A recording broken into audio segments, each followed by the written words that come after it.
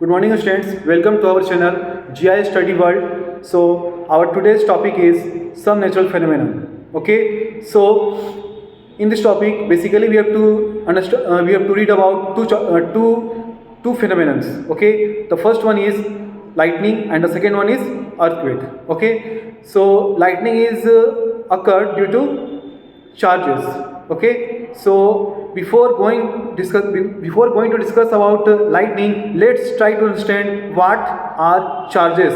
Okay, so basically charges are flow of electrons. Okay, so the charges are of two types. First is a static charge and the second one is current charge. Okay, so in a static charge the charges remain stationary. Okay, and these charges are developed on a body due to the either lose or gain of electrons. Okay, and the other charge is current charge. Okay, in that type of charge there is a continuous flow of electrons. Okay, in a circuit or in a body. It's called current electricity. Yes, this is called current electricity, which you read in different topic.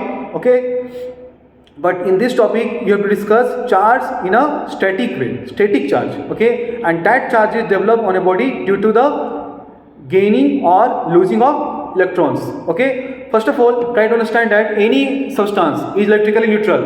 Okay, that means the number of negatively charged electrons and positively charged protons are equal in number. So initially any substance is electrically neutral, but when we rub, okay, suppose when we rub two substances together, okay, so either electrons move from this substance to this substance or from this to this substance. Okay, suppose in my case electrons are moving from this to this. Okay, so this substance will be positively charged and that one will be negatively charged. Okay, so this type of charge is called static charge. Okay, and rubbing of substances is one of the method of charging objects. Okay, in rubbing method both substances acquire charges which are opposite in nature.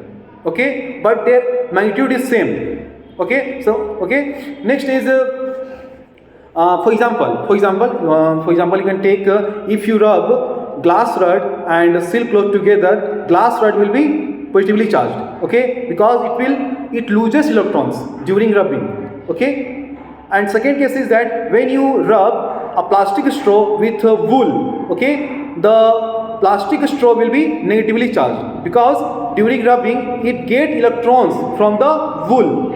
Okay, so we understood charging by charging by rubbing. The second method is charging by conduction. In this, suppose there is an uncharged object, okay, and there is a charged object, whether it's plus or minus, and if we touch the uncharged object with this charged one, it will be charged by the same charge. If it is plus charge, it will be plus. It is minus, it will be minus. Okay, this is called charging by conduction. And the third way is charging by induction. In this method, suppose this is uncharged object and this is charged objects. Okay, and suppose this is positively charged. Okay, and induction we don't touch them, just we bring the charged object close to the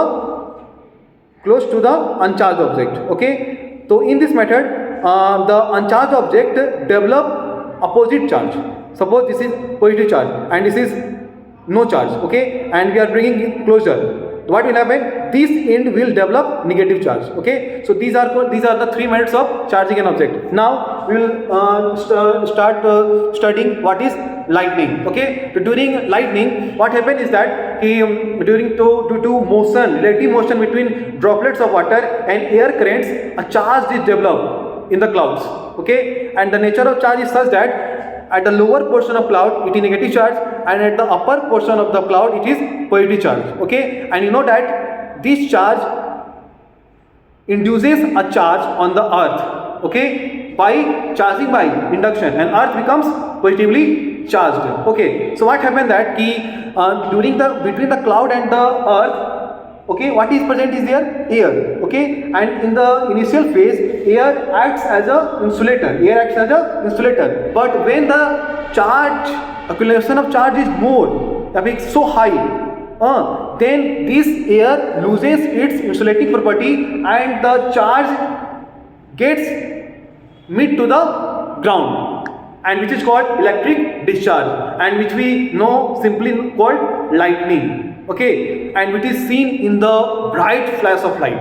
Okay, you see lightning, when lightning occurs, there is a bright flash of light. Okay, so why is this so? This is because due to the transfer of high amount of charge from a sky, from clouds to the ground. Okay, so one thing more, you notice that during lightning a huge sound is produced also. Okay, so this is due to the fact that when lightning occurs, it heated the air from which it passes excessively, and after heating, this air expands so much, and due to rapid and loud expansion, a loud sound is produced. Okay, so whatever thunder you hear during lightning is due to the excessive expansion of air particles.